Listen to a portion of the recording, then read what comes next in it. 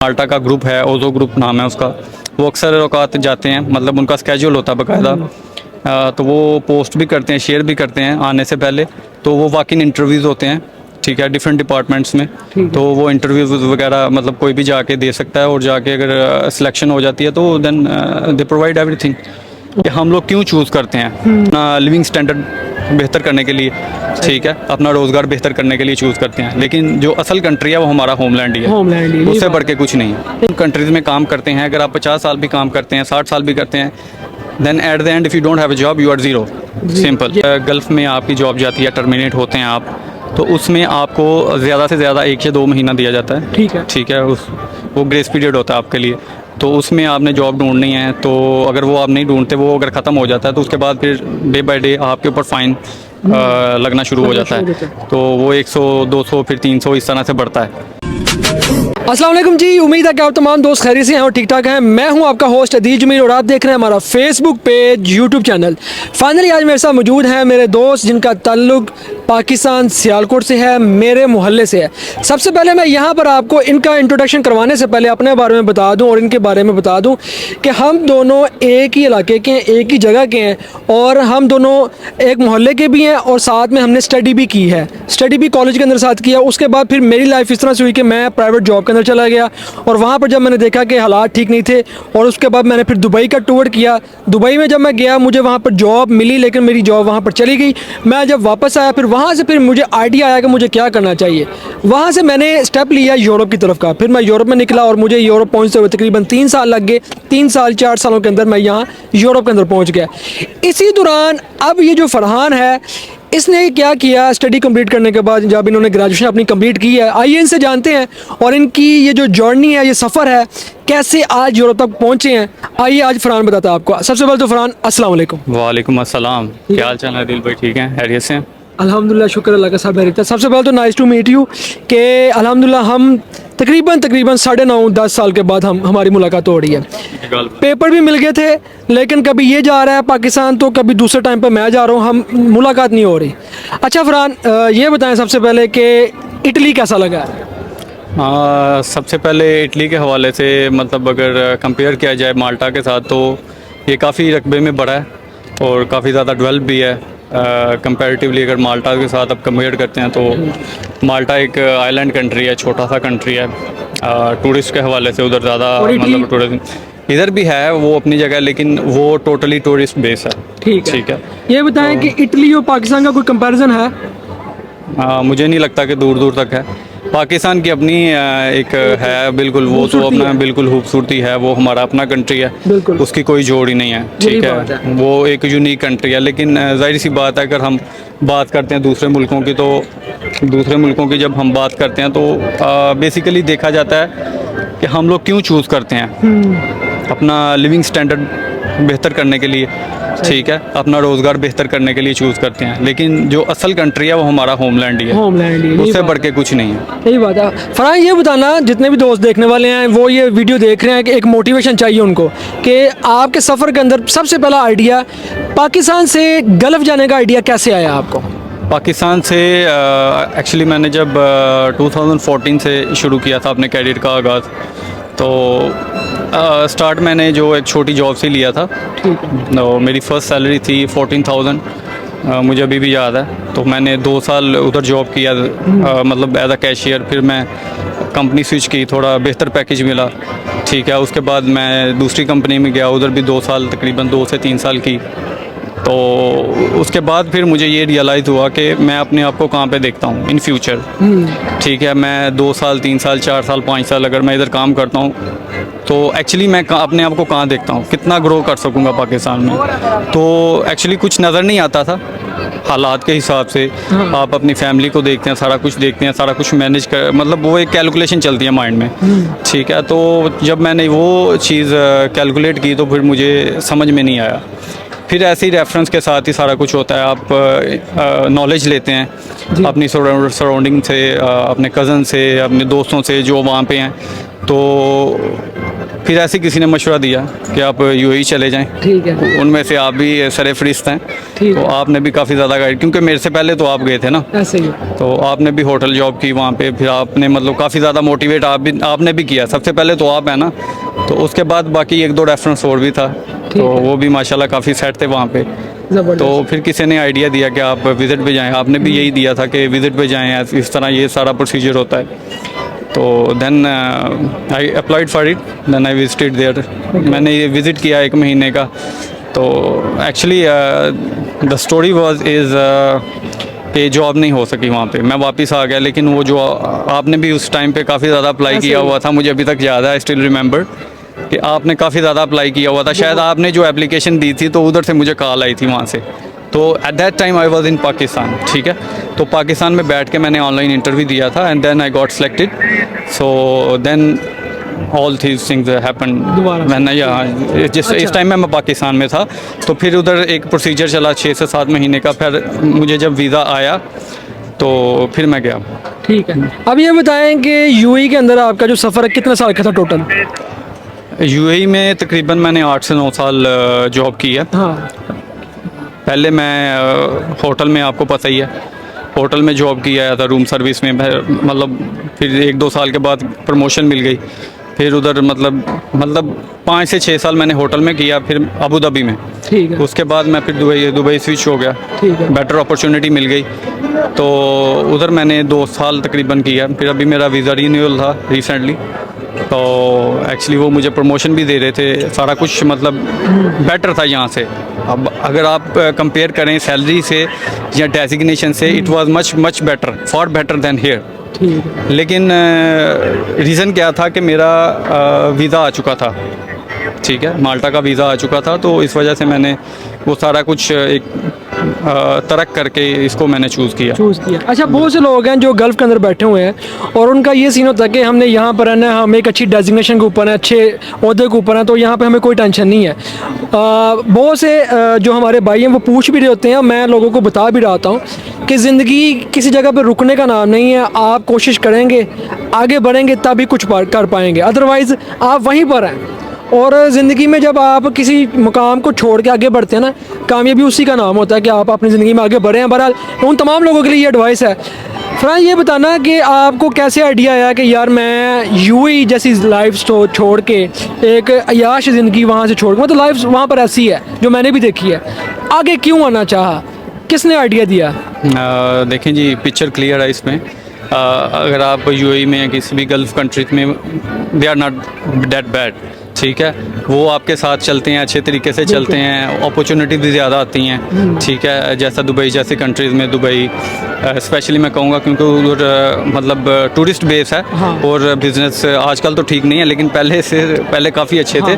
तो अपॉर्चुनिटीज़ बहुत ज़्यादा हैं, आपको ग्रोथ के चांसेस बहुत ज़्यादा मिलते हैं।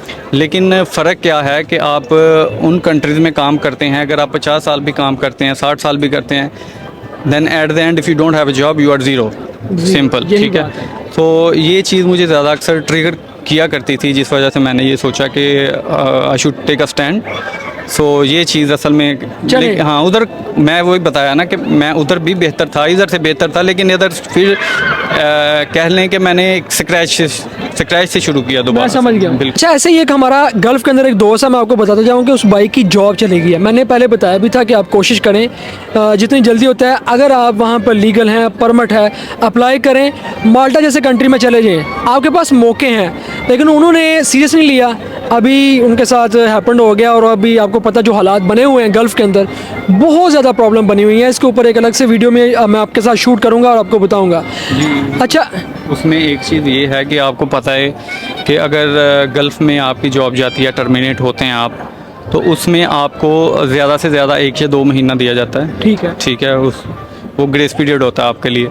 तो उसमें आपने जॉब ढूंढनी है, तो अगर वो आप नहीं ढूंढते, वो अगर ख़त्म हो जाता है, तो उसके बाद फिर डे बाय डे आपके ऊपर फ़ाइन लगना शुरू हो जाता है। तो वो 100, 200, फिर 300 इस तरह से बढ़ता है। तो ये सिचुएशन जो आपने बताई है वो मतलब सिमिलर है उस इंसिडेंट से। सो इट्स टोटली अनफॉर्चुनेट, ठीक है। वो जो जॉब गई है भाई की, बहुत दुख होता है। एक्चुअली ये किसी के साथ भी हो सकता है, ये नहीं है कि अगर हम यूरोप में हैं तो हम सेफ हैं। It can happen anywhere. Anywhere, लेकिन अभी देखें आप, लाइफ की कोई गारंटी नहीं है। आप जॉब को तो छोड़ दें, हाँ, एक साइड पे करते हैं, लेकिन बात वहीं पे आती है एक सिस्टम की। अब अगर आप बात कर रहे हैं यूरोप को गल्फ़ के साथ कंपेयर कर रहे हैं, तो सिस्टम का मतलब कंपैरिजन कर रहे हैं ना, ठीक है। इधर आप दुबई में भी या गल्फ़ में ठीक है, आपका प्रेजेंट अच्छा चलता रहेगा। जितनी देर आप हैं, 50 साल हैं, आपको लिविंग स्टैंडर्ड आपका बेहतर हो जाएगा। लेकिन आप सारा कुछ कर रहे हैं उस कंट्रीज़ में, लेकिन एट द एंड आप क्या हैं? क्या ज़ीरो है? ज़ीरो है। दिस इज़ ओनली, अगर आप वही मतलब लेट्स से अगर 8 से 9 साल मैंने दुबई की जगह यहाँ स्पेंड किए होते, आज आपके पास नेशनैलिटी होनी थी। ये तो अल्लाह पाक को बेहतर पता है नहीं, नेशनैलिटी हकीकत को। है। लेकिन ये है कि एलिजिबिलिटी बन जाती है 5 साल के बाद। चले मैं आपको 5 बता देता हूँ कि इन्हीं का कज़न है, उसको यहाँ पर रहते हुए यूरोप के अंदर 9 साल हो चुके हैं, 1 से 1.5 साल रह गया, उसके बाद उसने नेशनैलिटी अप्लाई कर देनी है जी बिल्कुल ऐसा ही है, बिल्कुल और ऐसा ही शायद 2-3 सालों के अंदर उसको यहाँ की चिट्टादिनांजा इटालियन की बोलते हैं नेशनैलिटी पासपोर्ट, वो मिल जाएगा। उसके बाद वो दुनिया के किसी भी कंट्री में वो मूव कर सकता है, जा सकता है बिल्कुल कहीं भी। easily। लेकिन ये डिफरेंस है, ये डिफरेंस है। इसका नाम है आज़ादी।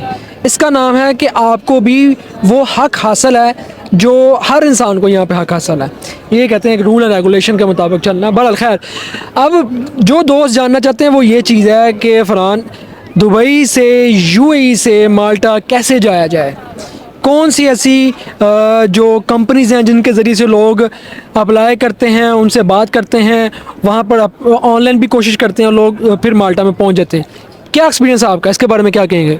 इसके हवाले से मैं तो यही कहूँगा कि दुबई से कंपैरेटिवली आसान है। अगर आप बात की जाए पाकिस्तान से, पाकिस्तान में तो काफ़ी ज़्यादा फ्रॉड भी है। हम किसी को प्रमोट नहीं करते, ना तो दुबई में ना तो पाकिस्तान में, जाहिर सी बात है। तो बात की जाए दुबई में तो काफ़ी ज़्यादा अपॉर्चुनिटीज़ हैं, एजेंट्स हैं, एजेंसीज़ हैं। उसके बाद इधर का जो एक माल्टा का ग्रुप है, ओजो ग्रुप नाम है उसका, वो अक्सर औकात जाते हैं, मतलब उनका स्केड्यूल होता है बाकायदा। तो वो पोस्ट भी करते हैं, शेयर भी करते हैं आने से पहले। तो वो वॉक-इन इंटरव्यूज़ होते हैं, ठीक है, डिफरेंट डिपार्टमेंट्स में। तो वो इंटरव्यूज़ वगैरह मतलब कोई भी जाके दे सकता है, और जाके अगर सिलेक्शन हो जाती है तो देन दे प्रोवाइड एवरीथिंग।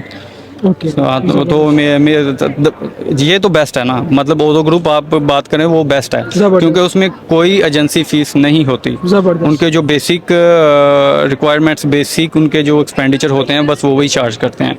इसके अलावा उनके पास मतलब वो कुछ नहीं लेंगे। अगर एजेंसी के थ्रू करेंगे तो ऑफ कोर्स उन्होंने अपना भी उनका जो दाल दलिया चलाना होता है, उन्होंने ऑफिस के एक्सपेंसेस, उनकी सैलरीज, उनके ऑफिस के जो बिल्स वगैरह वो पे करने के लिए उन्होंने कमीशन रखी होती है। तो वो अच्छी खासी अमाउंट होती है, वो भी मैं आपको बताता चलूँ। तो बेस्ट यही है कि जो वॉक-इन इंटरव्यू जो होते हैं आप कर लें। हाँ जी बिल्कुल। उसमें सैलरी, उसमें ये है कि थोड़ी सैलरी आपको कम मिलेगी, लेकिन ये है कि वो आपको प्रोसीजर सेफ रहेंगे। हाँ सेफ हैं, और आपको एक्सपेंडिचर कम लगेंगे।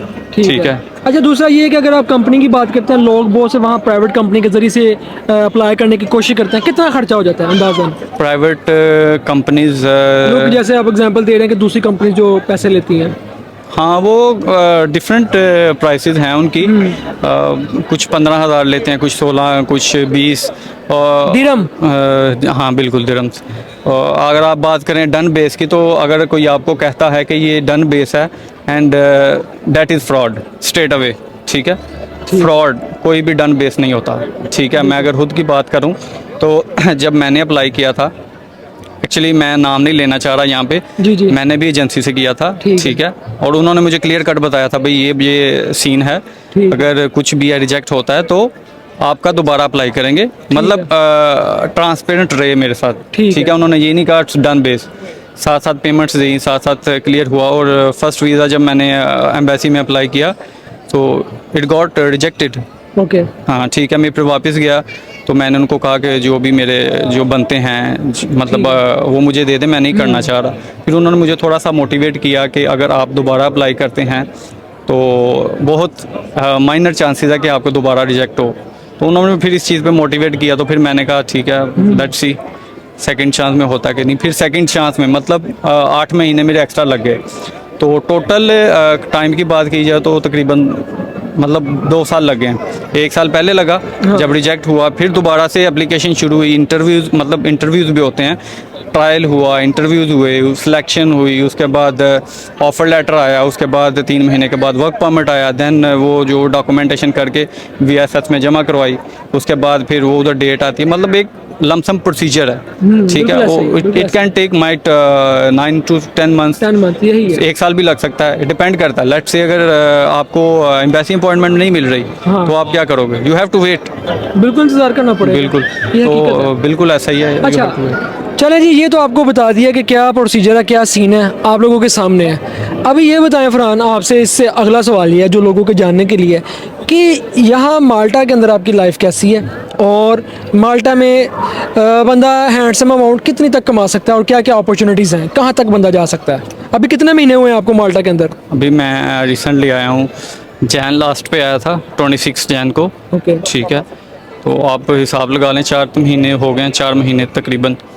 तो बात की जाए काफ़ी जो है डिफरेंट है इधर के रूल से या उधर जो भी है, क्योंकि इधर थोड़े लेट्स से टैक्सीज वगैरह हैं, जी, इधर आप पे यूरोप करते में, हैं। ओवरऑल यूरोप में। हाँ, तो इनिशियली आप थोड़े से टाइट हो जाएंगे, क्योंकि आपको जाहिर सी बात है सारे एक्सपेंस वगैरह जब आप काउंट करेंगे तो एट दी एंड आपको बचता क्या है। देखनी तो बचत है ना, फिर आप जब बचत देखेंगे फिर उसको कंपेयर करेंगे कि व्हाट आई वाज हाँ, इन लास्ट पोजीशन। लेकिन ओवरऑल अगर हम बात करें, हमारे पाकिस्तान ये चीज़ कहते हैं कि यार यूरोप पहुंच जाइए, बाकी खैर है। हाँ बिल्कुल, इसके अलावा और भी है। मतलब अगर ये पॉइंट आप देखते हैं, UAE में 9 से 10 घंटे ड्यूटी है, 11 घंटे भी है। तो अगर कंपेयर किया जाए, इधर सिर्फ 8 घंटे है। हम खुद करते रहे हैं भाई वहाँ पे इतनी ड्यूटी। 8 घंटे इधर, 8 घंटे आप ड्यूटी करते हैं, प्लस 8 छुट्टियाँ आपको महीने में मिल जाती हैं। Then you can utilize this 8 days somewhere. आप पार्ट टाइम कर सकते हैं, ठीक है। उसमें आपको कुछ ना कुछ, मतलब अगर आप पार्ट टाइम करते हैं उसको यूटिलाइज करके लाते हैं तो तकरीबन UAE वाला बन जाता है। लेकिन अगर एक जॉब पे डिपेंड करते हैं तो फिर आपको थोड़ा सा फील ज़रूर होगा कि मैं कितने आ गए। ठीक है, लेकिन वही बात है, वही पे आती है कि अगर मैं माल्टा में हूँ तो टैक्स मेरा जाता है तकरीबन 18 to 19%, ठीक है। तो उसके एवज उन्होंने, मतलब जाहिर सी बात है, कुछ ना कुछ अगर हो जाता है वो करेंगे उसको, बिल्कुल आपको देते भी। हाँ, रिबर्समेंट करेंगे, मुझे उसके एवज कुछ ना कुछ देंगे। बिल्कुल, ट्रांसपोर्टेशन बिल्कुल फ्री है, ठीक है। बस कार्ड एक दफ़ा आपने बनाना है, वो लाइफ टाइम के लिए। अगर आपके पास वहाँ का वर्क परमिट है तो लाइफ टाइम के लिए आपका जो ना माल्टा में जो बस कार्ड है वो फ्री है, और वहाँ पे तकरीबन 24 घंटे हैं या रात 12 बजे तक है। वो डिपेंड करता है, कुछ रूट्स पे चलती है 9-10 बजे तक, कुछ रूट्स ऐसे हैं उनके कि जिधर 12 से 1 बजे तक भी चलती है। चले जी दोस्तों, फाइनली मैंने सारी चीज़ें पूछ ली हैं, आप दोस्तों के सामने है और हर चीज़ आपके सामने है। आज तकरीबन 9 से 10 साल के बाद इटली में आए हैं, इन्होंने टिकट करवाई है। वहाँ पर कितने की टिकट हुई है? गालबन 2600 दिरहम किसी। नहीं, यहाँ इटली की टिकट कितने की माल्टा से? हाँ, वो तो मतलब ऑफर्स वगैरह लगती रहती हैं, तो ये तो मुझे 36 यूरो में पड़ी। हाँ, यानी कि 36 से 40 यूरो के अंदर भाई बंदा इटली आ गया है। तो बस की टिकट भी मे भी ना मिले लेकिन ठीक है, यहाँ पे तो अल्हम्दुलिल्लाह से इटली में आए हैं और आज हम घूम रहे हैं। पहला दिन है घूमने का, सेकंड डे फिर दूसरी जगह पर जाएंगे घूमने के लिए। तो अभी डिस्कवर भी कर रहे हैं, साथ साथ आपको व्लॉग भी मिलेंगे।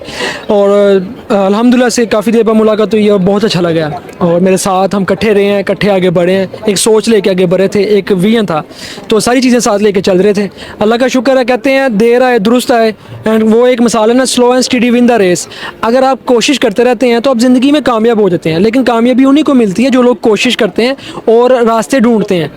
बहरहाल अल्लाह ताला की ज़ात सबको खुश रखे। उम्मीद है कि इस वीडियो से आपको बहुत ज़्यादा फ़ायदा होगा, और जो भी दोस्त समझने वाले हैं, सब्र वाले हैं, वो इस वीडियो से ज़रूर कोशिश करेंगे और अपनी ज़िंदगी में ज़रूर आगे बढ़ेंगे। दुआ में याद रखिएगा। फरहान, एट द एंड आप कोई पैगाम देना चाहेंगे कौम को? चलें, मैं आपको व्यूअर्स को यही कहना चाहूँगा कि एटलीस्ट अगर आप कुछ सोचते हैं तो उस पर, मतलब एज सुन एज पॉसिबल उस पर एक्शन लें। ठीक है, एक्शन के अलावा सिर्फ सोच इज़ ओनली योर थिंकिंग। ऐसे ही है, सोचते रहेंगे तो सारी ज़िंदगी सोचते ही रह जाएंगे। अगर आपने कुछ करना है, चाहे पाकिस्तान में करना है, कहीं भी करना है, कहीं भी आपका रिज़्क लिखा हुआ, तो कुछ स्टेप लेने हैं तो आप उसमें देर ना करें। लेकिन again at the other hand you have to be very careful, because it's not a small thing. You are gonna spend maybe your whole life saving, ठीक यही है। बात है, हकीकत। पूरी ज़िंदगी की आप सेविंग अगर किसी के हाथ में देंगे तो उससे पहले ये भी सोच लीजिएगा कि जिसको देनी है वो रिलायबल भी है या नहीं है। बड़ा मैं तो यही प्रेफर करूंगा कि भाई किसी को भी पैसे ना दें, बिल्कुल। किसी को भी ना दें। मैंने इंटरव्यू भी किए हैं, पाकिस्तान में भी किए हैं, ना पूछ, जब तक आपको मुकम्मल यकीन नहीं है, हर चीज़ नहीं है, पैसे ना दें। बाकी अल्लाह ताला की ज़ात बेहतर करे। दुआ में याद रखिएगा, मिलते हैं हम आपको नेक्स्ट व्लॉग के अंदर। अल्लाह हाफिज़।